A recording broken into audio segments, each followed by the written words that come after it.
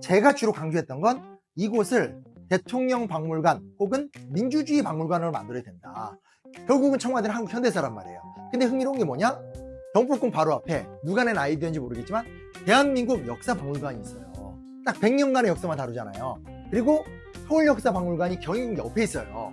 그리고 광화문 광장은 한국 민주주의의 심장과 같은 곳이잖아요. 그러니까 무슨 얘기냐? 장소성이란 관점을 봤었을 때 광화문 일대는 조선도 있지만 한국의 민주주의가 있는 거예요. 그래서 이제 그때 느꼈던 게 우리가 단순하게 청와대 역사성과 건축성을 복원하는 게 아니라 지속 가능한 비전을 만들어야 된다.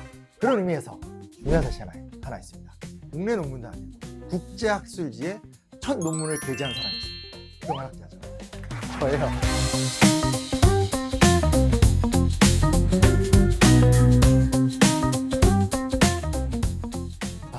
급변하는 대한민국입니다. 그렇죠? 얼마 전에 이제 저희 유튜브에도 출연했던 변상욱 대기자님을 만났는데 선배님이 그러시더라고요. 너랑 나랑 사실 나이 차이가 안 나는 거야. 18년 차이 나거든요. 말도 안 되는 소리 하지 마세요. 그랬더니 그게 아니라 옛날 같았으면 변화가 없는데 대한민국 너무 빨리 변해가지고 18년이라는 게 너무나 격세지감이라고. 그 말에 공감이 되더라고요. 만약에 제가 변 선배님하고 조선시대 때 만났다. 한번 기껏해서 차이 나는 건 선왕께서는 뭐 이 정도겠지 뭐 똑같을 거 아니에요? 변화가 심해요. 그 중에 윤석열 정권의 시대가 끝났죠. 이 방송이 나갈 때쯤이면 이제 새 정부가 들어서는 딱 그 시점일 것 같은데 그 중에 지금 여러 이야기가 나오고 있어요. 그 중에 하나가 자, 청와대를 어떻게 할 것인가. 방송하라는 이 시점에 이재명 이제 후보라고 해야 되겠죠. 이재명 후보가 임기 내에 준비를 잘해서 청와대와 국회를 세종시로 옮기겠다. 그래서 행정수도를 완성하겠다라는 발언을 했어요. 이 말은 현재 정치권에서는 충청권의 표심을 잡는다. 혹은 노무현 지지세를 끌어온다. 왜냐면 행정수도 공약은 노무현 대통령의 공약이었었으니까 이런 이야기하면서 정치권에서 막 말이 많아요. 그러니까 왜냐면 문재인 정권에서 원래는 광화문 시대를 약속을 했었어요. 근데 광화문 시대를 열겠다. 부지가 없어. 결국은 포기했었죠. 국민께 죄송하다 하면서 청와대 그냥 있었죠. 근데 용산으로 가겠다 하면서 이제 나오면서 갑자기 청와대가 개방이 됐단 말이에요. 근데 지금 윤석열 대통령이 지금 파면된 상태니까 청와대로 들어가자. 아니 용산에 그냥 있자. 세종을 가자. 뭐 이런 것 때문에 막 설왕설래가 되고 있는 상황이기 때문에 그런 의미에서 중요한 사실 하나 있습니다. 뭐가 있냐? 청와대에 관련해서 국내 논문도 아니고 국제학술지에 첫 논문을 게재한 사람이 있습니다. 훌륭한 학자죠. 저예요. 이 논문은 청와대를 지속가능한 문화공간으로 전환하는 전략을 다룬 심용환, 김자영 교수의 공동 집필 논문이다.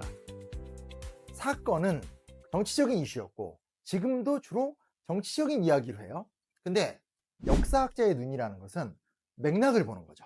그래서 제가 이 논문을 보면 크게 4단계로 나누어져 있는데 첫 번째 첫 이야기가 제가 시작을 해요. 그게 뭐냐? 청와대 역사예요. 청와대 역사를 이야기할 때 보통 얘기하는 게 뭐냐면 조선 총독 관저 이야기를 많이 해요. 일제강점기 때 경복궁 앞에다가 조선 총독부 본관 건물을 지으면서 조선 총독 관저를 오늘날 청와대 자리에 지었어요. 그러면서 어떤 일제 식민 지배의 상징이 됐죠. 그리고 나서 해방이 된 다음에 우리가 공간이 너무 없으니까 이 조선 총독부 건물을 국가행정기관으로 썼었고 대통령이 머물러야 되니까 청와대, 경무대라고 예전에 이승만 대통령 때 불렀었는데 청와대를 썼었죠. 근데 이게 너무나 일제의 유산이고 잔재고 무엇보다 시간이 지나면서 건물이 되게 오래되고 노화가 돼요. 그래서 박정희, 전두환, 노태우 때 단계적으로 청와대 지역에 건물을 새로 지어요. 박정희 대통령 때 지었던 게 영빈관, 그리고 전두환 대통령 때 지었던 게 상춘제, 그리고 노태우 대통령 때 지었던 게 청와대 본관이에요. 영빈관은 가보면 진짜 이거는 국적 불문이에요. 왜냐하면 박정희 대통령 때만 하더라도 청와대라는 건물 자체, 그러니까 건축학적인 개념이 안 잡혀 있을 때니까 서양 거를 받아들이긴 해야 되겠는데 우리 민족 주체성도 지키고 싶어. 그래서 건물은 너무나 전형적인 서양식 건물인데 장식을 굉장히 무궁화 이런 걸 넣으면서 나름 절충을 하는데 애매한 단계가 되는 거죠.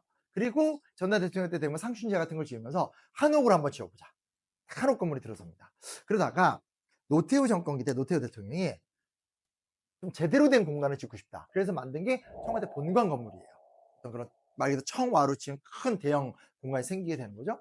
이러면서 기본적으로 청와대의 건축 개념을 이렇게 쭉 살펴보면 청와대가 서양식 건축물에서 한옥에서 어떤 현대적 한옥으로 가는 과정의 건축학적인 이행기의 모습들을 보여주게 돼요. 어떤 이런 과정을 통해서 민주화 이전에 단계를 거쳐서 나름대로 청와대의 원형이 만들어져요. 이게 이제 기초죠. 그러다가 결정적 사건이 벌어져요. 그게 뭐냐? 김영삼 대통령이에요. 인왕산 등산로를 개방해요. 이게 그 당시엔 엄청 큰 사건이었어요. 왜냐?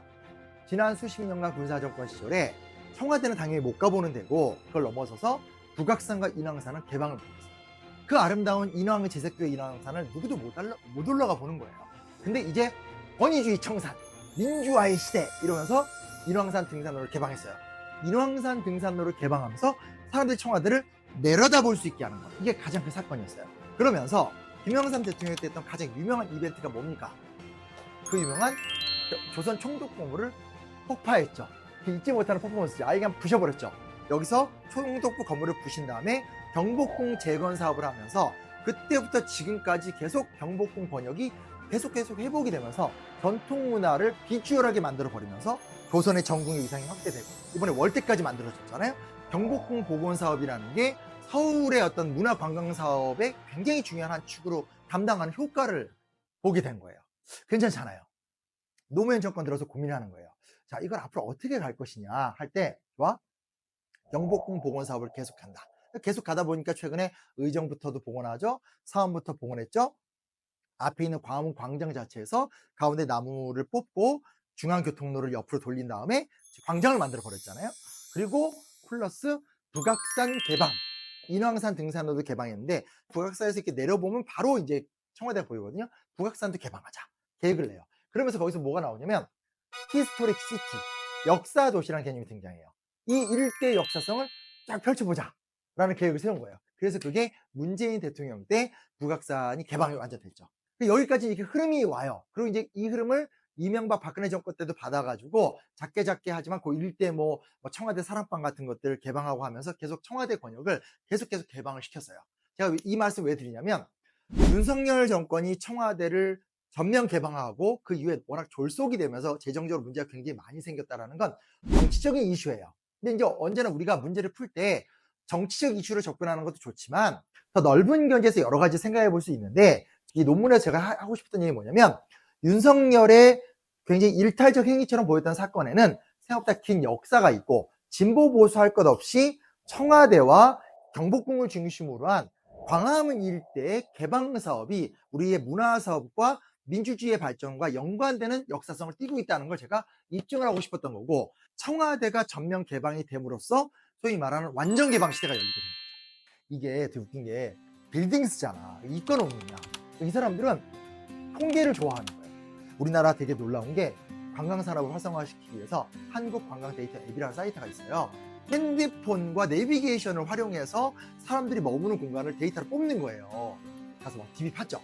파보니까 세상에 종로구잖아요. 여기가 종로구의 탑 1이 어딜 것 같아요? 무조건 경복궁이에요. 그럼 이제 경복궁을 위협하는 건 어딜 것 같아요? 광장시장이에요. 그래서 광장시장은 먹거리이기 때문에 광장시장이 가끔 위협을 하지만 먹거리가 아니라 역사, 문화, 관광으로는 경복궁이 압도적이에요. 근데 제가 데이터를 계속 분석했죠. 청와대가 제일 처음 떴었을 땐 잠깐 올라갔었어요. 근데 이게 한번 줄 딱 쓰고 나면 두 번 가고 싶진 않거든. 한 번 보면 신기하지만 한 번 보고 나면 아무것도 없어요. 그래서 인기가 쭉 빠져요. 그래서 관광 데이터를 제가 다 분석을 해보니까 실제로 보면 내국인 관광객은 끊겼어요. 저 말고 또 이제 김재양 선생님이 뭘 했냐면 이 소위 말하는 SDG, 그러니까 지속가능성 지수라고 해서 데이터를 분석해 봤었을 때 과연 청와대가 지속가능성을 갖고 있느냐 없느냐를 따져봤었을 때 분석을 해봤더니 웬걸 중구난방, 공간 안에서는 전시하는 게 없고 행사를 하는데 제대로 된 일관성 있는 행사가 없어요. 공간이 넓으니까 갑자기 무슨 비콘서트, 클래식 공연 뭐 이런 식인 거예요. 근데 어느 날 갑자기 와서 누구와 함께하는 뭐 청와대 역사 이야기, 아무런 맥락이 없어요. 그래서 이제 그때 느꼈던 게 우리가 단순하게 청와대 역사성과 건축성을 복원하는 게 아니라 지속 가능한 비전을 만들어야 된다. 이런 이제 고민을 하게 된 거죠. 그래서 이제 논문의 후반부가 뭐냐면 제가 주로 강조했던 건 이곳을 대통령 박물관 혹은 민주주의 박물관으로 만들어야 된다. 일단 건물이 많기 때문에 활용 공간이 넓어요. 보세요. 이승만 대통령이 쫓겨났죠. 박근혜 대통령 살해당했죠. 뭐 박근혜 대통령이나 윤석열 대통령은 탄핵당했어요. 무슨 얘기냐면 대통령들이 부침이 있죠. 근데 지금 가보면 사진 쫙 붙어 있고 그냥 똑같이 대우하고 있어요. 그리고 그 대통령의 명과 암에 대해서 제대로 설명도 안 되어 있는 거죠. 그러니까 우리나라는 대통령에 대한 객관적이고 엄정한 기억이 없어요. 두 번째, 지금 가장 큰 문제 뭐냐면 청와대는 경복궁하고 근본적으로 연결이 안 돼요. 경복궁, 창경궁, 창덕궁, 종묘, 덕수궁, 경희궁까지 이어지거든요. 그 일대가 다 조선이에요. 청와대는 조선이 아니잖아요. 한국 사람들한테 청와대가 고려나 조선으로 이어지기 힘들잖아요, 솔직히. 결국은 청와대는 한국 현대사란 말이에요. 근데 흥미로운 게 뭐냐? 경복궁 바로 앞에 누가 낸 아이디어인지 모르겠지만 대한민국 역사박물관이 있어요. 딱 100년간의 역사만 다루잖아요. 그리고 서울역사박물관이 경희궁 옆에 있어요. 그리고 광화문 광장은 한국 민주주의의 심장과 같은 곳이잖아요. 그러니까 무슨 얘기냐? 장소성이란 관점을 봤었을 때 광화문 일대는 조선도 있지만 한국의 민주주의가 있는 거예요. 그렇게 봤었을 때 서울역사박물관, 민주주의의 산실인 광화문 광장, 그리고 대한민국 역사를 다룬 100년의 역사를 다룬 대한민국 역사박물관, 마지막 청와대 민주주의 박물관 이어지죠. 이러면 장소성이 연결이 되는 거예요. 내가 내는 아이디어 중에 괜찮지 않아요? 이 얘기를 하니까 이제 저랑 같이 썼던 이제 김재현 선생님이 자기는 중요한 게 먹는 거라는 거예요. 그러니까 장소성의 핵심이라는 건 다른 게 아니라 와서 머물고 놀고 싶은 거. 근데 보면 우리나라 되게 웃긴 게 뭐냐? 경복궁 안에 식당 없어요. 왜냐? 문화재니까. 근데 가만히 생각해보면 유럽 우리가 관광지 가보면 저 예전에 세계태평양기에 갔었을 때 깜짝 놀랐던 게 스플리트라는 데를 갔는데 지하는 로마시대 유적지거든요. 1층까지는 로마시대 건물인데 거기에 빵집이 있어. 우리나라도 우리나라 개발의 역사가 있기 때문에 똑같이 할 수는 없지만 적어도 사람이 어디 가서 차도 마시고 먹고 앉아서 지켜보고 생각을 해야지만 장소성이라는 게 획득이 되는데 우리나라에 지금 경복궁에 생과방과 그리고 카페에 들어온 게 얼마 안 됐어요. 아직 경복궁 내에서 식사는 못해요. 근데 청와대 맛집이 적고 카페가 적고 청와대 안에는 아예 없어요. 근데 청와대 안에 부지가 얼마나 넓은데. 그리고 청와대의 유명한 본관 건물 같은 것들은 이제 역사성을 갖고 있지만 거기에 있는 부속 비서실 같은 데는 그냥 진짜 좀 차별적일 정도로 대충 지었어요. 그런 데는 건물 리모델링 한 다음에 혹은 새로 지은 다음에 과거에 그 청와대 셰프님들 초빙에다가 천상열 셰프 같은 분들이 있어요. 청와대에서 10년 하신 분들. 그런 분들 와가지고 셰프하고 과거에 청와대 사진 찍었던 분들이 있어요. 그런 사람들이 찍어주는 사진 이벤트하고 하면 사람들이 거기서 차 마시고 먹고 하면서 놀 수 있고 그런 거 만들면 얼마나 좋아요. 이렇게 얘기 드리면 이게 청와대를 활용하는 걸 이렇게 단순하게 생각하는데 그게 아니라 그것이 일종의 장소성을 획득하는 과정이라는 거죠. 제가 이 이야기를 굉장히 왜 심각하게 이야기를 하냐면 청와대 역사성이 있고 공간의 장소성이라는 게 있는데 정작 윤석열 정권이 청와대를 개방할 때 보면 그 당시 국민의힘에서 윤상현 의원을 중심으로 해서 청와대를 개방할 때 얻을 수 있는 가치에 대해서 포럼을 열었어요. 거기 무슨 얘기만 나오는지 아세요? 이런 얘기 하나도 안 나오고 개방하면 관광객이 들어와서 돈을 많이 벌 거다.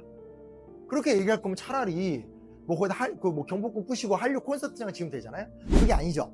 문화적 가치를 공유하고 세계유산으로서 세계 시민들과 같이 가치를 나누는 거죠. 즉 경제적 가치라는 건 부수적이고 따라오는 거지 1차적으로는 그 장소성의 가치 자체를 지키자는 인간 특유의 가치론적 접근이 들어가는 거예요. 근데 되게 속상하게도 그나마 노태우 때부터 이 노무현 혹은 박근혜 정권까지는 나름대로 이 맥락을 인정하고 보수와 진보의 차이가 있더라도 점진적으로 청와대를 개방하면서 이걸 활용하고 가치를 높이기 위한 노력들을 많이 했어요. 그리고 그게 전반적으로는 이 민주주의적 가치에서 문화적 가치를 전환이 되고 있었는데 마지막 결정타를 딱 연 윤석열 정권은 가장 어려운 걸 해냈죠. 어려운 걸 해냈는데 그 당시 이거에 대한 대응 전략이라는 게 이거였면 대박 돈을 번다. 무슨 돈을 벌어요? 청와대가 얼마나 왜 떨어져 있는데 아무런 고려를 하지도 않고. 그러니까 뭐냐? 철학이 없는 개방이기 때문에 문제가 됩니다. 제가 이제 말씀드리고 싶은 게 뭐냐면 애초에 우리가 박정희 대통령 때도 행정수도 이전 공약이 있었고 사실 굉장히 그거는 유신 체제를 강화하기 위한 수법에 불과했었고 노무현 대통령 때 행정수도 전략 얘기를 했었어요. 근데 지금 저희 집 앞에서 싱크홀이 발생했거든요. 저희 동네 사람들 다 알아요. 그 싱크홀이 왜 발생했는지. 구청장 선거가 되든 국회의원 선거가 되면 얘든 다 개발 논리로 이야기한 거예요. 계속 개발하다 보니까 제가 성공회대학교 교수 아닙니까? 7년 전에 제일 처음에 출강할 때는 1시간 걸렸어요. 지금 1시간 40분 걸려요. 개발의 결과인 거예요.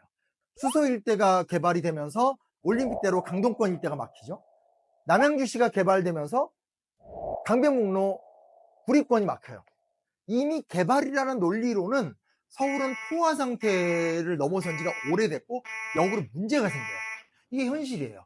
이 현실의 상황에서 실질적으로 한 번에 뭔가 대변혁은 불가능하죠.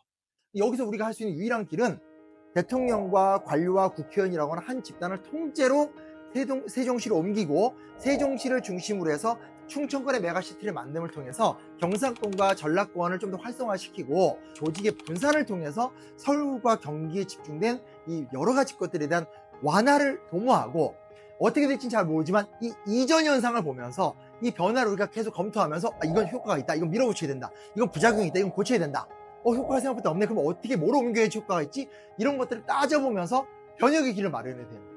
행정수도를 이전하고 플러스 비어있는 공간에다 우리가 문화적 상상력을 넣을 수 있고, 그건 결국 관광 효과까지도 이어질 수 있고 우리의 민주주의적 가치도 담을 수 있어요. 너무 좋은 생각이지 않습니까? 제 생각이 왜 안 먹히는가, 왜 이 이야기가 지식인의 담론에서 주류가 안 되는가. 우리가 모든 문제를 대할 때 너무나 정치로만 대하는 거예요. 저건 윤석열이 했기 때문에 안 돼, 이재명이 한다면 해줘야지, 반대도 마찬가지고, 이런 식의, 혹은 맨날 그 돈 논리 있죠. 88 올림픽 때처럼 이걸 하면 얼마나 벌고 얼마나 천박합니까. 이런 부분에서 세종시로의 이전으로 끝나는 것이 아니라 새로운 행정수도의 실험과 문화도시 서울이라는 실험들이 계속 이어지면서 수축사회, 저출산 사회, 인구가 주는 사회, 개발의 한계에 도달하는 사회가 어떻게 부동산 문제를 잡으면서 사회개혁이라는 대한민국 2.0의 시대를 만들 수 있는 이런 논리로서 이야기 갔으면 좋겠고요. 제가 청와대 논문 썼잖아요. 다음 논문 기대해 주십시오. 이에 못지않은 쇼킹한 거 하나 준비하고 있습니다. 재밌겠죠? 끝!